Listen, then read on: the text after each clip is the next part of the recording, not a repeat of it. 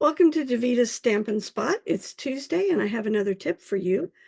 I am looking at our embossing folders today and want to share a tip. I discovered some of you are struggling with knowing how to put your sandwiches together on your embossing or your cut and emboss machine. So this is one of our thinner embossing folders. If you can bend it back easily, it's probably a thin one. I'm going to place my paper in here. I'm going to use the black line so I can make sure my paper's lined up straight.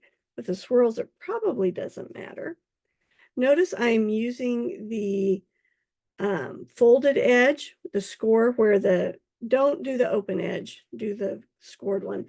We're going to use number 1, which we always use. Because this is thinner, I'm going to place a number 3 underneath it and a number 3 on top, and we're going to crank it through, and that will emboss your paper with the swirls. This is one of our large embossing plates or embossing folders. It is almost the same, well, it is the same size as our plates. And you get an awesome impression. So with a thin one, you want to make a sandwich. I always call it bread. My number 3s are bread, and then I put the meat and cheese in the middle. If you have one of our thick embossing folders, and you know they're thick, you can just feel it. They don't bend as easy. You're going to use number 1. Then we're going to put our paper inside here. Use my line to line it up again.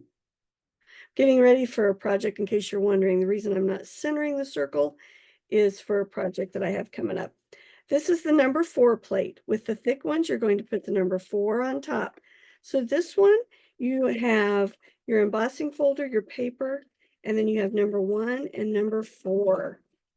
And when you do that, you get a beautiful image, just like that. So you can tell both images look fantastic, but just remember, thick, you need number 4. If you have a thin one, you need 2 number 3s. Hope this helps.